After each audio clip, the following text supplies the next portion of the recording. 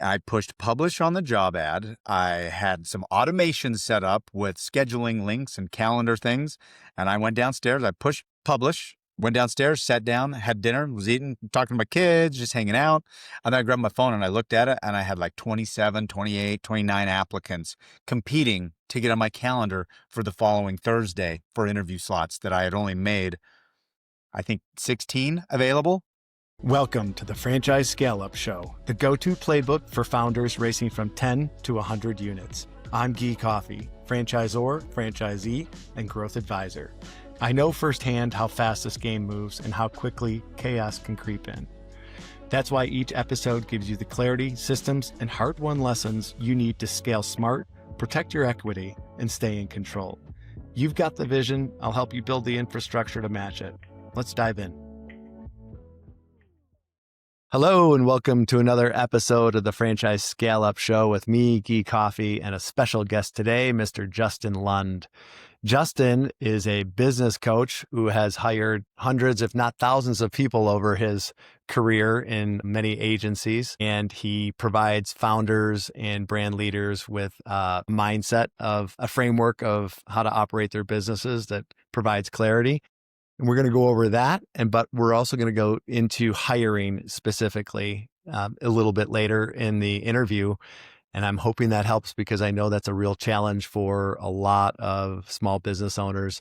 And not only if you're not good at hiring, does it stop you from hiring the good people, but it sometimes also forces you to keep people that you don't really want to have on your team around longer, which is never a good idea. Hire slow and fire fast is the thing. So Justin's going to share some of those tips with us a little bit later. But Justin, thank you so much for being on the show, and tell us just a little bit about yourself if you would, and then we can dive into the overall framework, which helps provide clarity. Awesome. Yeah. Thanks for having me. Yeah, it's great to be here. A little bit of backstory on me. I've started and scaled several different businesses, been able to exit a few of them. Very fortunate. I kind of landed in this coaching a bit accidentally. It wasn't something that I wanted to do, but through some twists and turns and the curveballs life and business throws at you, I was in the midst of some litigation after an exit many years ago. I had a friend call and asked for some help which was a dear friend of mine, and she was just a great friend, but your typical entrepreneurial hustler, like she knew how to sell. She was full of charisma and passion, but built a wall like I did prior to this around finances, numbers, things like that. And so she asked if we could help with some of the admin stuff, could you set up payroll? I want to hire an employee and I don't even know where to begin. So we started doing that with some of our professionals, and that's not what I do. I mean, I don't jump into spreadsheets to party or have a good time. That's not my idea of a good time. But fortunately, we have people that work here that do. Actually, that is what they consider to be a good time.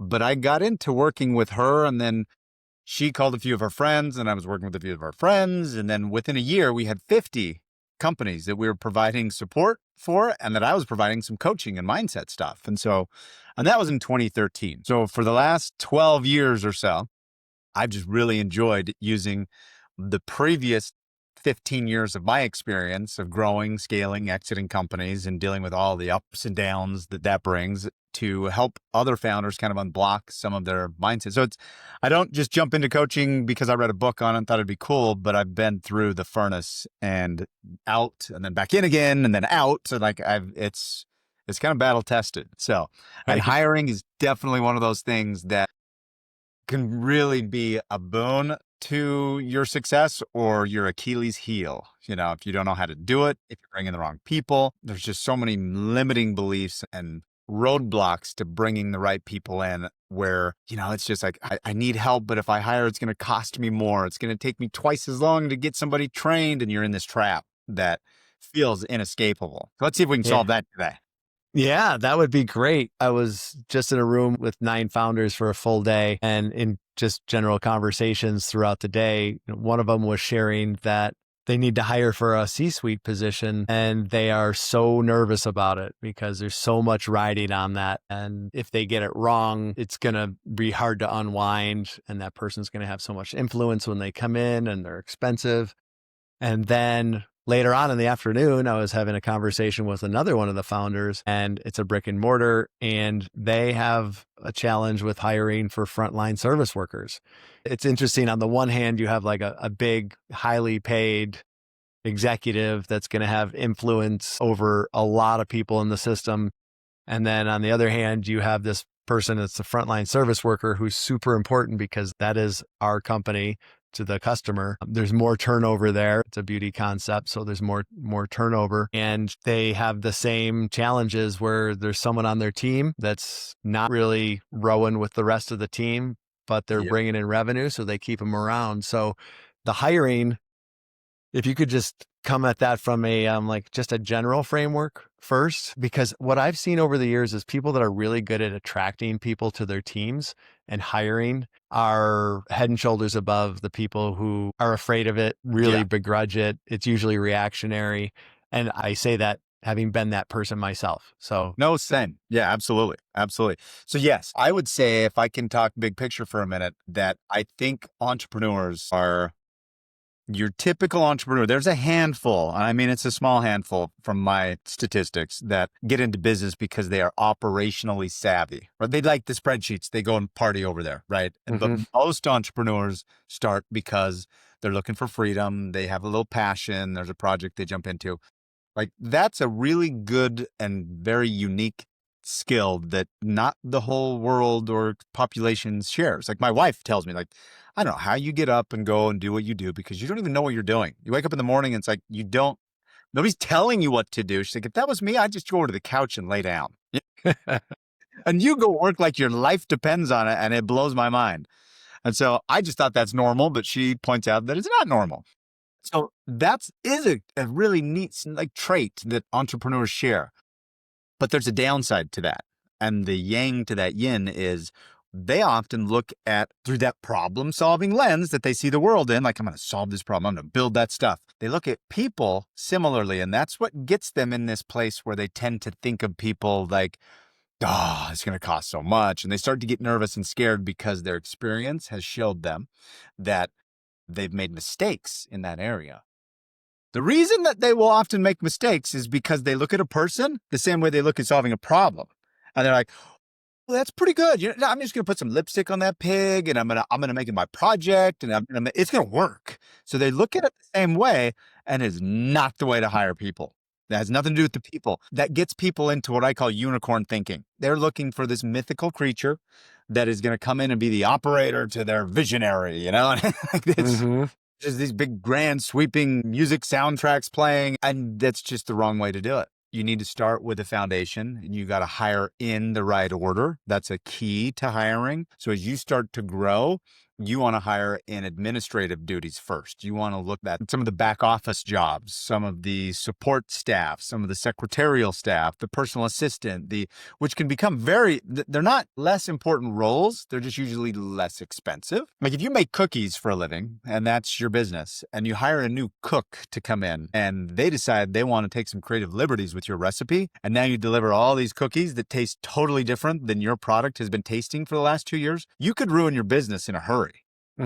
Hire somebody in the back office who screws up with the books a little bit. That might suck, but you can fix it.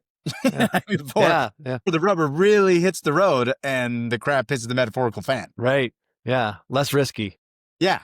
Yeah. So what people get out of that is they develop some soft skills and some confidence in their ability to hire. And when they hire out of order, I'm doing this because I draw out for my clients a delegation priority pyramid. And I say, okay, you don't start building a house with the roof. Don't hire a new chef in your cookie company.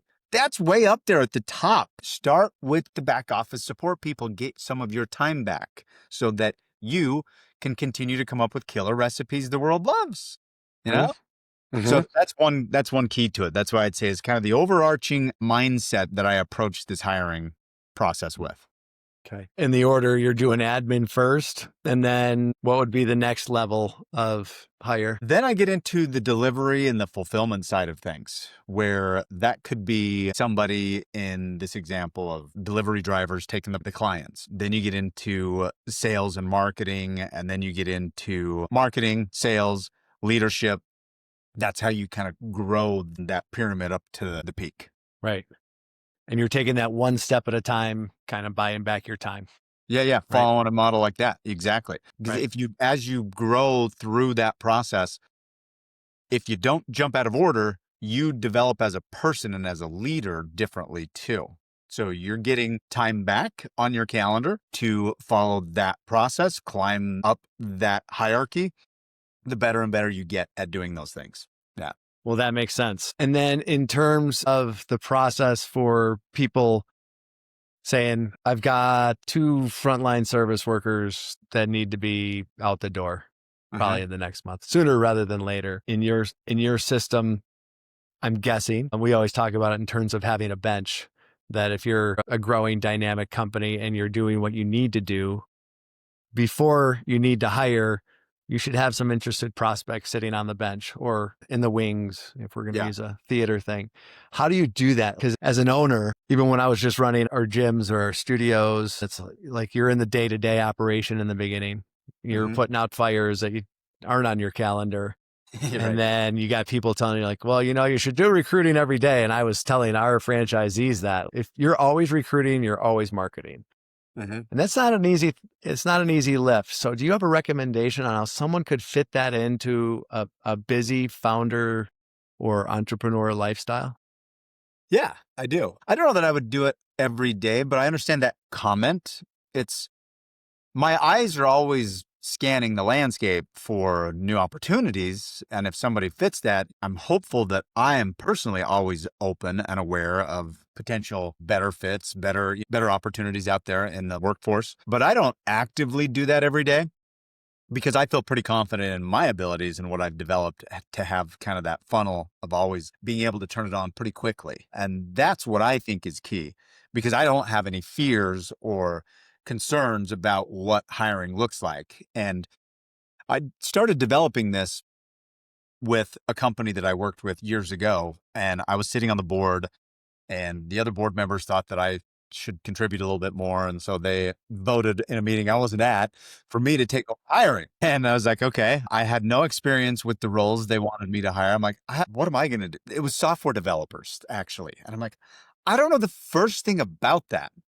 But it was almost like they were punishing me for not being at the board meeting. And they're like, well, that's your job. We all voted. I'm like, okay. So I went through the process. It took me 60 hours. We hired somebody. It was grueling. I did not like it at all. I did not know what I was doing whatsoever. That person lasted a few months and then they quit and we needed to replace them again. I'm like, holy crap. I spent so many hours doing that and I didn't like any part of it. And I realized I'm not doing that again. That's for sure. So I had the experience of hiring. I'd hired hundreds of people before, but I didn't look at that one through the same lens because it was kind of forced on me. Maybe I was a little begrudging whole, Mm-hmm. the whole assignment, if you will. So I went, wait, I just got to build a system for this. I got to go back to my playbooks and I got to grab some things. And so I created a system where, I mean, here's what made it so painful for me. As I was trying to look at these resumes, right? I'm pulling out, I got papers next to me, and it's for software developers. Mm-hmm. I have zero knowledge. So I'm looking, I'm studying, I'm looking up what my SQL means because I didn't know and all this kind of stuff. And Yeah. I'm thinking, okay, I got a guy. Okay, this girl also is going to be really good. And I had these few candidates. None of them showed up for the interview. My favorites didn't even show. So all that Okay. time I spent looking up their resume and calling their references and doing all the traditional things that is not my normal process. But because I was a little bit, again, I wasn't excited about it and I was a little out of my depth. I don't know if any of your listeners might be able to relate if they're trying to hire somebody for a job they don't do every day. Yeah. Imagine there are some. Yeah. So that was kind of what was going on. And then I realized this is silly. Like, this is not the way to do it. So when it came back around, I remember I was living back east and I was looking at the clock because I knew that my wife was going to have dinner ready and my kids were all home from school. And I'm like, okay, I got 15 minutes. I'm going to get downstairs, but I'm going to get this job live. This is before Chat GPT, which makes it so much easier now, right? But this was quite a while ago. I like, okay, I'm going to get this job up and I'm going to figure this out and follow a system. I pushed publish on the job ad. I had some automation set up with scheduling links and calendar things. And I went downstairs. I pushed publish Went downstairs, sat down, had dinner, was eating, talking to my kids, just hanging out. And then I grabbed my phone and I looked at it and I had like 27, 28, 29 applicants competing to get on my calendar for the following Thursday for interview slots that I had only made, I think, 16 available. And Okay. so there were 28 people. And I was just like, I didn't look, Nice. it was fantastic. So I've perfected and refined that over the years to where now it's part of that process. So the next time I filled that role in that circumstance that came from that experience, I was a total, like, interviews and onboarding conversations all in 4 hours to fill a role compared Okay. to about 60, I believe, which was my first go around at it. I thought, okay, now this I can Okay. do. I didn't tell the rest of the board how long, but they, I had my first candidate, second candidate, and then I had, here's a list of 5 backup candidates. And then they started to interview some people. And so we developed even more. Part of that company's process was, I'll do the first pass. I'll give you 5 top tier candidates. And then you guys go from there and bring the actual software developers that know what they're talking about and bring them in to talk to them. But it was 4 hours to fill these positions. And that's Man. what created that bench you're talking about, Guy. Yeah. Yeah. And also just having that tool at hand, that process at hand. It's always good to keep your It eyes gives you out for really good people and confidence, things right? like It that. gives you the ability, and we used it and deployed it in that company again and again and again. And every time it gives us better candidates. It gives us a deeper list and bench of candidates, and we have backups available. So at any time we can deploy that out into and like I said, now with ChatGPT, it can polish things like job ads and descriptions and be more competitive. It helps with so many things, just shave time off of all the steps that are involved. But it's like a domino. If you just push that first one over, you can watch the next several fall. And yes, as the owner, you have to do the interviewing. You don't want to delegate everything because your people, your culture is the most important. And you touched on that. If you've got a culture, if you've got a couple bad apples in the bunch, they're going to spoil all of it. One drop of poison ruins the whole. For sure. For sure. Seen it over and over again, especially if people aren't busy. They have more time to talk. Notice small things that are bothering them and kind of pick at the scab a little bit, to use a really gross analogy. But have you used that, or if you would be willing to share that playbook? I'm sure a lot of people would love to see it, but do you think it would be effective for a nail technician, a line cook? 1200%. Yes. Yeah. Okay. Absolutely. It's Okay. without question. Again, it's the first domino that you push over. It gets you a bit, like, you get an arm's length from the process. And I build in some mindset.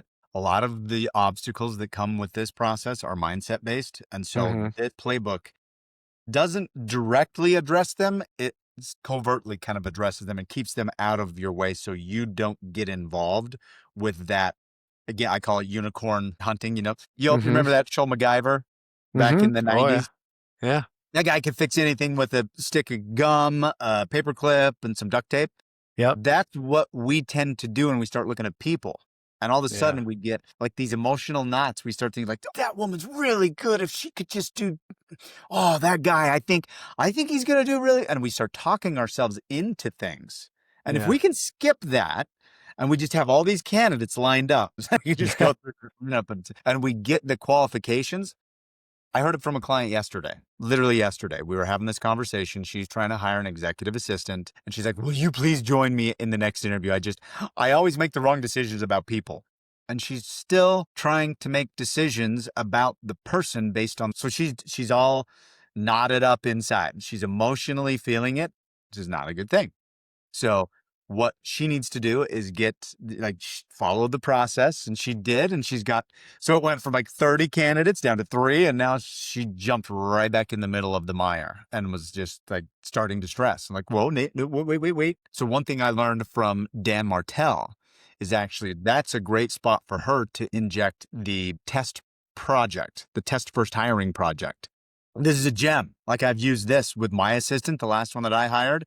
I Mm-hmm. do the same thing. I mean, I'm not immune from this just because I know it. I had a woman that I was just convinced I was talking myself into how she was going to be the best one for the role. And my test project for her was to create a meal plan. This was when I was starting to work on meal prep and dieting and stuff. I was getting serious about it. And she came back with this meal plan, and it was printed on pink paper with like a watermark on the back. And she even sprayed some perfume on the paper. Like, it was really nice. And I was like, okay, this looks good.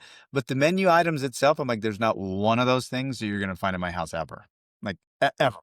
So Okay. it was, and she spent 11 hours creating a meal plan for one day.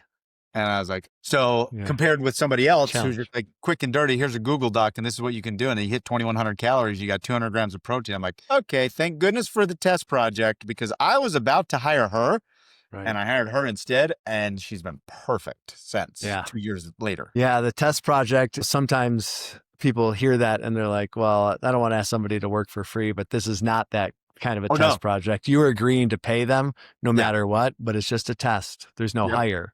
They're Yes. doing it based on trust, and then you pay them, of course, right? And then you can see like, yeah, this person might be really great for this position or not. So I think that's really good. I think what most people, people that are applying for jobs or positions, as soon as they hear like, yeah, I don't want you to work for free. I'm willing to pay you, but I just want to see if we're going to work well together. Mhm. Your communication style, what you bring, your technical capabilities, things like that, your creativity, whatever gaps you need to fill, right? I've been doing that. Like 100% of the people that we've asked if they would be willing to do a test project have said yes excitedly. Like 100%. I've never Really? single person say, wait, what? Because the Okay. way I would describe that is, hey, we would be working together a lot. And I want to make sure that you know what you're about to get into. And I want to make sure that we know what your approach and how you would do this problem solving or how you would handle this issue. And it's all the same, whether it's a frontline worker or my personal assistant or more of a director or a manager role. Like it's just, I have a few tasks that are going to be based on that role that they would do on a regular basis. And I give them instructions the way I would want to right now if they were sitting next to me. Mhm. And they're like, hey, that's a pretty good idea. Most of them say that's a good idea. They like it, Because they want to see what you're like too. They might be like, I don't like this guy. Yeah, that guy's a like, bozo, man. I don't yeah, work for him, which is good. call, Let's get that out of the way early on. right. He called me at 8 at night. And sometimes I was just thinking about, a lot of my analogies go back to nail specialists because that's what we had as nail studio. It's like someone listening is like, I can't, or someone has a restaurant. I can't have this person come in and cook my burgers if if they're not hired, and they might not make it right. They probably won't. But there's other ways just to test for viability first. So Yes. one of the things that we would do for people coming in to buy actual franchises, we would give them homework before they showed up in Denver. They would have to go visit three competitors of ours and bring a 1-page sheet filled out. And it was surprising how many people didn't do that.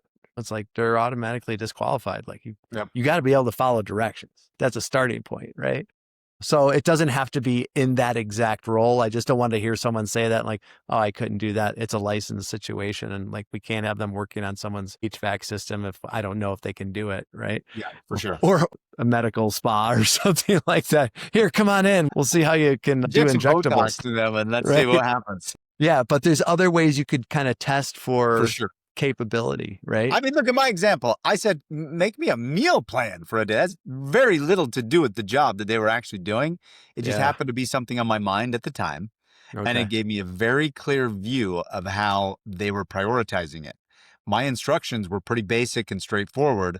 And everything with the other candidate that didn't end up getting the job was impressive to me. I mean, she showed up here again and again. She was very proactive. And I'm sitting here telling myself, MacGyver, wow, she's a go-getter. Wow, she's got initiative. Wow. I'm just convincing, checking all these boxes. But at the end of the day, the way that she interpreted the assignments that I was giving her it would have been an absolute disaster. I would have been so pissed that she spent 11 hours on a job I wanted her to spend 14 minutes on. Like, how many times would I put up with that before I realized, like, she's bleeding us dry of cash that should be going into things that are actually producing revenue or helping my time so that I can go produce revenue or whatever, right? So the test project idea is really key. I think if someone was listening to this and they don't do that right now when they're hiring, that would be a good one. And the other thing, just before we kind of land the plane on the hiring, is that if you have a process in place where you can attract multiple candidates at the same time, that's a lot different than going one off. Well, that's the key. That's the key. It's like having multiple buyers for one item, Yeah, right? exactly. And that's what makes the method that I deploy with people a lot more effective, Yeah. is that it always gives you multiple candidates. And that's one of the real foundation stones of that process. So I would love to share that. If anybody wants, if that's helpful for anyone, just come over to Instagram and give me a follow. That's all I asked. And I'll give you our internal Google Doc. Just DM me the words real hiring, and I'll know that you heard me here with Geek, and we'll send that right over to you. We'll have it in the show notes, but just so they know, it's Justin's Instagram handle is it's Justin Lund. So That's right. ITSJUSTINLUND. It's Justin Lund. Got a lot of great content on there too. So, but Cool. that Thank you. playbook, I'm sure, would be of interest to a lot of people. Yeah, my pleasure. Thanks for the generosity. My pleasure. Yeah. You bet. Yeah. Well, this has been super helpful. One of the other things that we're not going to have time to go in today, but maybe you're coming on another time, is I like your 3-step framework for owners to think of that can actually kind of give them back some freedom to actually work in their area of genius rather than working everywhere in the company. Yeah. So maybe we'll just do that as kind of a teaser, but like if you could just give us a high level on your 3-step framework, I think that would be really insightful. You bet. You bet. I'd like to focus with 3 areas that kind of, to me, look like the triangles of the recycle symbol. You've got systems, delegation, and mindset. And if you follow those, it creates a bit of a flywheel that can continue to turn and iterate. And there's so many things. I see people hit levels over the years. Like the first one is maybe $300,000 to $600,000 of revenue, typically, and they, plus or minus, 30%. But in that range is where you kind of hit your first block, your first ceiling, and then you've got a few $1,000,000 is usually where that next one comes in, and then you've got 7 to 10 million. And every one of those cycles, if you can go through that process and really figure out like the systems that we need to deploy, because a lot of people start a business or a franchise because they have a passion and a desire for some freedom. But ironically, that first phase, 0 to $500,000, $750,000 of revenue, that's where they are wearing every single hat. And that's kind of a necessity. They're doing marketing, they're doing sales, they're doing back-end operations, bookkeeping. I've been there. I've done that in multiple entities, multiple companies. But what gets you to level 1, like successfully completing level 1, is the opposite of what will be helpful in level 2.0. Like it will take you backwards. And so you see people, and this may resonate with some, like kind of there's like this floor and the ceiling area where they hit, where I call it their thermostat, or, it's like their zone of comfort. If it gets too cold, they'll turn things up. But then as soon as it gets to a certain level, the complications, the challenges, the blockers there, it's just like walking into a knife. There's a certain point they're like, okay, that's enough. And you can't force yourself to do it. Right. And we start to turn back down. And that, if you can go back to systems, delegation properly, following kind of that hierarchy, and then look at what mindsets you need to let go of, adopt, bring in new, like you can just keep climbing through that. Yeah. But those are the 3 pillars, kind of, so to speak. Well, I'd love for us to be able to go into depth on that at some point in time, but even that helps for people to start thinking in that way. For sure. What's my mindset? What kind of systems do I have set up? And then in terms of delegation, the sequencing of that is really important. Like, absolutely. I think a lot of people think like, I need some help here. I need someone that's like almost a equal, almost a partner, that person's really hard to find, especially if they don't have equity in it or anything like that. And that takes a lot of ability. Whereas you have something you're great at in your business, you're just not great at everything in your business, right? Yeah. So if you can start out at the bottom level with administrative stuff, getting that off your plate, then you have more time to spend in the area where you truly are gifted. And I am 100% believe that everybody has an area of giftedness in their business, but they're too busy to be focused on it. Most of them at that lower level. You focus on that lower level, you develop skills as a person. And I just had one of my guys was interviewing one of our clients, and that was his comment and kind of giving us a review, if you will, is that I started thinking I wanted to grow and do all these things. And he had all these kind of ambiguous goals that were just stretched all over the place. But then he said, but I got back about 9 hours a week when I started implementing these systems within a short order. That's like a whole day. That has impact. So just imagine if somebody gives you 1 more day a week. And now with that, it's like, whoa, well, what should I? So now you have some time to focus on some of the systems that need to be brought up. And that guy was an HVAC company operator. So he Yeah. knew that his bidding process it needed to be worked on, but he just never had time. He knew that his accounting stuff was behind and he had a lot of AR stacked up. So part of that time he went back and his team get invoices collected. He brought in like $600,000 of past due collections because now he had time. And then he starts working on goals and kind of longer term vision stuff. Yeah. Again, if you are MacGyver, you guys out there, if you have more time, then all you need is a stick of gum and a paper clip and you'll figure it out. But usually we just don't have time. Yeah. Yeah, exactly. It's amazing. Just start looking at things, not in terms of buying new things or processes, but if you start looking at buying back your time, then a lot of things can happen. I've worked with entrepreneurs over the years, and I'm always amazed because, as we know, everything that's going to happen during the day isn't on your calendar at the start of the day, right? Especially if you don't have a lot of layers between you and operations, which is most people. But I've worked with entrepreneurs that no matter what comes up, like what emergency, what crisis or whatever, they just seem to have the time to like address it right away, 100%. And it's because all those people also had really good systems. And so they had time built in and they had margin built in on everything. Yeah. So it's like when you buy back your time, it doesn't mean always you're sitting on a beach with a daiquiri in your hand. It just means you're better prepared to have those one-on-one conversations with people or deal with crisis. Sure. And it's almost, I would say it's an obligation, as an owner, because you can't run like that forever. No, for sure. And I think you're right.